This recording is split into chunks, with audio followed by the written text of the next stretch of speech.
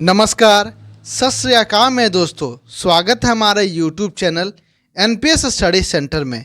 आज हम देखने वाले हैं मुगल वंश के बारे में, जो आपका जो है ना एग्ज़ाम में पूछे जाते हैं सवाल थे। चाहे आपको कोई भी एग्ज़ाम हो, NTPC, SSC, CGL, CHSL, MTS, और चाहे कोई भी एग्ज़ाम है आपको एसआई का भी हो, जो आपका सवाल पूछे जाते हैं वो सारे को मैं यहाँ पर जो है ना रामबाण में क्या दिखाया जाता है कि वो चैप्टर वाइज कर दिया जाता है, ताकि आपको जो है कोई परेशानी ना हो चैप्टर वाइज पढ़ते समय। देखिए, एक हो जाता है आपको डिटेल वाइज पढ़ना, तो वो मैं पढ़ाऊँगा खान सर का जो आपका जो किताब होता है पीडीएफ, उससे पढ़ाऊँगा। और एक जो होता है आपका जो सवाल पूछे जाते हैं प्रीवियस का, वो चैप्टर वाइज करवाए जाते हैं, तो उसको डिटेल वाइज ना करके सिर्फ क्वेश्चन जो पूछा जाता है उसके बारे में पढ़ाना। तो हम लोग जो है मैंने आपको जो है मुगल वंश का फर्स्ट पार्ट पढ़ा दिया था। फर्स्ट पार्ट पढ़ाया था आपको, जो कि अकबर तक ख़त्म कर दिया था। आज उसका जो है सेकंड पार्ट चलने वाला है। सेकंड पार्ट चलेगा, जो कि उसके आगे को करते हुए उसको आज हम मुगल वंश को ख़त्म ही कर देंगे। और आप कहोगे सर इतना जल्दी कैसे ख़त्म हो गया मुगल वंश, तो बहुत लंबा होता है। मैंने कहा वो डिटेल वाइज मैं आपको पढ़ाऊँगा, खान से अगर पीडीएफ लाऊँगा तब। लेकिन ये सिर्फ आपको क्वेश्चन पूछे जाते हैं, सवाल है प्रीवियस, उनके बारे में करता हूँ तो वो जल्दी लिखाता हुआ था, क्योंकि जो प्रश्न पूछे जाते हैं सिर्फ वही मैं बता रहा हूँ। और साथ ही साथ अगर आप जो है एनटीपीसी, बिहार एसएससी, एसआई या कोई भी एग्ज़ाम हो आपका, इन सभी की तैयारी में लगे हैं, तो आपको साइंस, मैथ, जीके और करंट जो है हमारे चैनल पर प्रोवाइड करा दिए जाते हैं, तो उसे भी आप जरूर चेकआउट कर सकते हैं। और पीडीएफ लेना चाहते हैं तो हमारे इस चैनल पर टेलीग्राम चैनल पर जाकर जुड़ जाइए, जिसका लिंक जो है आपको डिस्क्रिप्शन में मिल जाएगा। वहाँ से जाके आप जुड़ सकते हैं और पीडीएफ ले सकते हैं। तो चलिए शुरू करते हैं। इसका आज हम पार्ट 2 देखने वाले हैं। कौन सा पार्ट देखेंगे? पार्ट 2 देखेंगे। अकबर तक हमने ख़त्म किया था, अब इसके आगे चलते हैं, इसको थोड़ा सा बड़ा करते हैं। तो शुरू करते हैं। तो देखिएगा, जहांगीर और शाहजहां से चलते हैं। तो पूछा जाता है, आपसे पूछा गया था सवाल कि मुगल सम्राट जहांगीर जो है किसका पुत्र था। देखिए, ये पूछा गया ग्रुप डी में, आपका पूछा गया है ना। तो यहाँ पूछा गया जहांगीर जो है किसका पुत्र था, तो वो था आपका अकबर का पुत्र था। किसका पुत्र था? तो वो अकबर का पुत्र था। नेक्स्ट आपका, जहांगीर जो है भारत का कौन सा जो है बादशाह था मुगल का, तो वो चौथा था। पहला था आपका बाबर, दूसरा हुमायूं, तीसरा अकबर और चौथा हो गया जहांगीर। चलिए नेक्स्ट है आपका कि शाहजहां की बेटी ने शाहजहानाबाद की दिल्ली में स्थापित नई राजधानी की कई वास्तुशिल्प परियोजनाओं में भाग लिया था। तो वो कौन थे? तो जो था आपका जहां आरा। कौन थी? तो जहां आरा। क्या लिखा है? शाहजहां की बेटी ने शाहजहानाबाद मतलब दिल्ली में स्थापित नई राजधानी की कई वास्तुशिल्प परियोजनाओं में भाग लिए थी। तो वो कौन थे? तो जहां आरा था। नेक्स्ट है आपका कि मुगल शासक ने ताजमहल बनवाया है। अब इससे आसान प्रश्न क्या हो सकता है आपका? देखिए, एनटीपीसी में पूछा गया सवाल है आपका 2016 के एनटीपीसी के एग्जाम में पूछा गया सवाल था आपका कि किस मुगल शासक ने ताजमहल का निर्माण करवाया था। तो शाहजहां ने करवाया था। किसने कराया था? शाहजहां ने करवाया था। अब चलते हैं आगे कि शाहजहां का बेटा कौन था, तो औरंगजेब था। अब चलिए औरंगजेब को स्टार्ट करते हैं। तो औरंगजेब के बारे में देखिए, यहाँ पर लिखता है कि कौन राजा था को औरंगजेब ने छत्रपति शिवाजी महाराज के विरुद्ध जो है युद्ध के लिए भेजा था। तो जयसिंह को। किसे?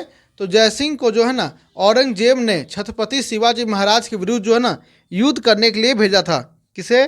तो औरंगजेब ने जयसिंह को भेजा था। किसके खिलाफ? छत्रपति शिवाजी महाराज के खिलाफ। नेक्स्ट है आपका कि रबिया छंद दुरानी के नाम से भी जाना जाता, तो कौन है? तो वह है आपका दिलरास बानो बेगम। कौन? दिलरास बानो बेगम को जो है ना रबिया छंद दुरानी के नाम से भी जाना जाता है। चलिए आगे देखते हैं। नेक्स्ट है आपका कि भारतीय इतिहास में आलमगीर के नाम से जाना जाता है। तो भारतीय इतिहास में आलमगीर के नाम से जाना जाता है कौन? तो वह है आपका औरंगजेब। औरंगजेब को क्या कहते हैं? तो आलमगीर भी कहते हैं। नेक्स्ट है आपका कि मुगल सम्राट ने किस मुगल सम्राट ने जो है ना आलमगीर शीर्षक अपना लिया था। तो आलमगीर का नाम जिसे कि कोई देता है, तो उसे जो है ना शीर्षक कौन अपना लिया था? तो औरंगजेब ने अपना लिया था, तभी उसका नाम जो है आलमगीर भी पड़ चुका था। नेक्स्ट है आपका कि कब औरंगजेब की मृत्यु के बाद भारत के विभिन्न हिस्सों में मुगल प्रशासकों की तहत कई क्षेत्रीय साम्राज्य सत्ता में आ गए थे। मतलब कि जैसे ही औरंगजेब की मृत्यु हुई 1707 में, उसके बाद क्या हुआ कि सब उसके बाद मुगल जो है टूटने लगे, राज्य जो है टूटने लगे और सभी के अलग अलग होने लग गए। मतलब कि जो औरंगजेब के समय तक मुगल के शासक का जो औरंगजेब के समय तक जो सब एक साथ हुआ था, मतलब कि मान लीजिए कि जैसे कि अभी इंडिया है, अब इंडिया था आपका कितना में, अफगानिस्तान था, पाकिस्तान था, इंडिया हो गया, बांग्लादेश हो गया, म्यांमार हो गया, नेपाल हो गया, ये सब हो गया, भूटान हो गया। तो उसके बाद क्या हुआ, तो भारत जो है फिर टूटने लग गया, अलग अलग हो गया, तब भारत सिर्फ भारत बच गया, बाकी पाकिस्तान अलग, अफगानिस्तान अलग हो गया। इसी तरह से मरने के बाद जो है ना क्षेत्रीय साम्राज्य ना सब अलग अलग होने स्टार्ट हो गए। नेक्स्ट है आपका कि भारत की अंतिम मुगल शासक कौन था। तो भारत की अंतिम मुगल शासक कौन था, तो बहादुर शाह द्वितीय था। कौन था, बहादुर शाह द्वितीय। देखिए कहाँ कहाँ पूछा गया आपसे, एनटीपीसी में, एनटीपीसी फिर से 21 में भी, 16 में भी पूछा गया था, यहाँ पे 21 में भी पूछा गया था आपका, ऐसे यूपीएसआई में पूछा गया आपका, एसएससी जीडी में, एसएससी 10+2 सीएचएसएल में पूछा गया था। नेक्स्ट चलिए आपको देखते हैं। अब यहाँ देखते हैं कि मुगल कालीन की उपलब्धियाँ के बारे में देखते हैं, जैसे कि कौन से काम जो है ना, बहुत से काम जो है मुगल कालीन में हुए हैं। जैसे सबसे बड़ा एग्जाम्पल तो आप मानते हैं कि ताजमहल का निर्माण करवाया था किसने, तो शाहजहाँ ने करवाया था। इसके अलावा भी बहुत से जो है ना उपलब्धियां थी जो मुगल काल के समय में हुई थी, काम करवाया गया था। तो उन सभी को जो आपसे एग्जाम में पूछे जाते हैं उन सभी को देखते हैं। तो ये देखिए यहाँ लिखा है पंचमहल स्थित कहाँ है, तो पंचमहल स्थित है आपका कहाँ पे, तो फतेहपुर सीकरी में। कहाँ पे, फतेहपुर सीकरी में स्थित है। कहाँ पे, तो फतेहपुर सीकरी में पंचमहल स्थित है। नेक्स्ट आपका गोल गुंबज, राजा मोहम्मद आदिल शाह का मकबरा जो है ये किसका हिस्सा है, तो बीजापुर का हिस्सा है। किसका हिस्सा है, तो बीजापुर का हिस्सा है। नेक्स्ट आपका जल की मांग पूरी करने के लिए निर्मित 50 बावड़ियों में से सबसे बड़ी रानी जी की बावड़ी या क्वींस स्टेपल स्थित है, तो कहाँ पे, तो राजस्थान के बूंदी में। कहाँ पे, तो राजस्थान के बूंदी में। नेक्स्ट देखते हैं कि अहिल्या, यहाँ क्या लिखा है, अहिल्या किले को 18वीं शताब्दी में किस नदी के तट पर निर्मित किया गया था, तो वो नर्मदा नदी था। नर्मदा नदी के तट पर जो है अहिल्या किले का निर्माण किया गया था। नेक्स्ट है सम्राट अकबर का मकबरा जो है कहाँ स्थित है, तो वो आगरा में स्थित है। कहाँ पे, आगरा में स्थित है। कहाँ पे, आगरा में स्थित है आपका। नेक्स्ट है चार मीनार का निर्माण जो है व्यापक रूप से फैली बीमारी कौन से के जो उन्मूलन के लिए किया गया था, तो प्लेग जो बीमारी फैली थी तो उसी के लिए निर्माण किया गया था चार मीनार का। चार मीनार कहाँ पड़ता है, तो ये आपका हैदराबाद में पड़ता है। कहाँ पे, हैदराबाद में पड़ता है चार मीनार। नेक्स्ट आपका हैदराबाद के चार मीनार का निर्माण जो है आपको किसके द्वारा करवाया गया था, तो किया गया था मोहम्मद कुल कुतुब शाह ने। किसने किया था, मोहम्मद कुल कुतुब शाह ने हैदराबाद के चार मीनार का निर्माण करवाया था। नेक्स्ट है हवा महल जो है आपका किस कहाँ पर लिखा है, किस जगह पर जो है एक महल है, तो हवा महल जो आपका जयपुर में स्थित है। कहाँ पे, तो जयपुर में स्थित आपका हवा महल। किला मुबारक स्मारक स्थित कहाँ पे है, तो ये पंजाब में है। कहाँ पे है, पंजाब में स्थित है आपका किला मुबारक। नेक्स्ट है शेख सलीम चिश्ती का मकबरा जो है ये कहाँ स्थित है, तो फतेहपुर सीकरी में स्थित है। शेख सलीम चिश्ती का मकबरा कहाँ स्थित है, तो फतेहपुर सीकरी में मौजूद है। नेक्स्ट है आपका अकबर के दरबार में सर्वोत्तम हस्तलिपिकारों में से एक कौन था जिसने जो है जरी कलम गोल्डन पेन की उपाधि से सम्मानित किया गया था, तो वो कौन था, मोहम्मद हुसैन था। अकबर के दरबार में सर्वोत्तम कौन था, तो उपाधि धारण किसने किया था, तो मोहम्मद हुसैन था। कौन था, मोहम्मद हुसैन। नेक्स्ट आपका प्रसिद्ध गोल गुंबद स्थित है कहाँ पे, तो कर्नाटका में स्थित है। कहाँ पे स्थित है, कर्नाटका में स्थित है। कहाँ पे स्थित है, तो कर्नाटका में स्थित है। नेक्स्ट है आपका ताजमहल की सजावट के लिए मुख्यतः कौन से वस्तु की तकनीक का इस्तेमाल किया गया था, तो वो आपका तकनीक था पियार डू डेला, क्या नाम है यार, पिएट्रा ड्यूरा था, पिएट्रा ड्यूरा। नेक्स्ट चलते हैं। नेक्स्ट है आपका कि मुस्पन बुर्ज कौन से किले पर स्थित है, तो वो आगरा के लाल किले पे। कहाँ पे, तो आगरा के लाल किले पे। नेक्स्ट है बुलंद दरवाजा जो है आपका किस शहर में स्थित है, तो फतेहपुर सीकरी में स्थित है। कहाँ पे, फतेहपुर सीकरी में स्थित आपका बुलंद दरवाजा। नेक्स्ट है आपका कि गुजरात पर अपनी जीत जश्न मनाने के लिए अकबर ने फतेहपुर सीकरी में भारत के सबसे ऊंचे प्रवेश द्वार गेट ऑफ मैग्निफिसेंस का निर्माण करवाया था। इस गेटवे का दूसरा नाम क्या है? तो यह है आपका बुलंद दरवाज़ा। क्या नाम है? बुलंद दरवाज़ा। बुलंद दरवाज़ा। नेक्स्ट देखते हैं। नेक्स्ट आपका मुगल स्मारक कौन सा है जिसे उस्ताद अहमद लाहौरी द्वारा जो है डिजाइन किया गया था, जिसे यूनेस्को ने 1983 में विश्व धरोहर घोषित किया था? तो वो कौन सा है? ताजमहल है। ताजमहल का किसने डिजाइन किया था? तो अहमद लाहौरी ने किया था। नेक्स्ट है आपका कि लाहौर एवं कश्मीर में स्थित शालीमार गार्डन कालीन वस्तुओं के लिए प्रसिद्ध है। तो मुगल के लिए, किसके? तो मुगल के लिए ये आपका प्रसिद्ध है।